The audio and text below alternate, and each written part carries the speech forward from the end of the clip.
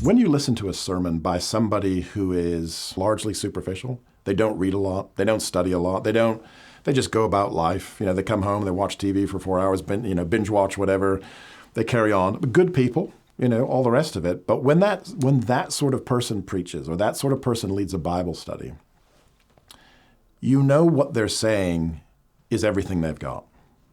And it's, it may be okay, but that's it. When somebody who bothers to take the time to continue to read, to continue to study, when that person preaches, when that person teaches a Bible study, when that person is sitting talking to you, you realize, oh, there's so much more.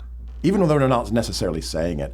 And you begin that listening to that sort of person 100% of the time, in my experience, has led people to be more excited about there is more, there's something else, there's a richness here that I want to be a part of, and they want more of that, and so they come and they want more of it. So I think, whether it's church history or New Testament or Old Testament or theology, counseling, it doesn't matter what it is, but getting into that mode of saying, I need to keep learning so that my people will keep learning, so that we will all grow to be more like Christ. I remember teaching church history to a particular student who wrestled the entire semester with, why am I taking this class? The penny never dropped.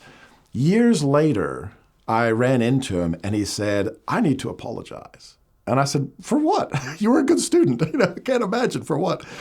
And he said, I kept thinking to myself, I'm never going to use this. This stuff will never enter into my ministry. He went off to be a pastor. And he said, I've literally just come back from a trip. And while I was sitting at the airport waiting for the plane to take off, he said, this guy walked in, and because of the way he was dressed, I thought, that's an Eastern Orthodox priest. I got up, I sat down next to him, engaged him in conversation. And he said, before we knew it, we were talking about all kinds of church history because that's what mattered to him. And he said that became a focal point for us to talk about things we believed and why we believed differently and all the rest of it. And he said, over and over again in ministry, I've run into people and I've thought, oh, that's something that Athanasius wrote about. That's something that Anselm wrote about. That's a situation that the church wrestled with, and now we're facing it. So I think pastors can learn a lot from church history about all of those different things. And it's kind of it's a great way to cheat. It's a shortcut to say, well, the church has already wrestled with this, and they've come up with a pretty good answer. So let's see how that might apply here.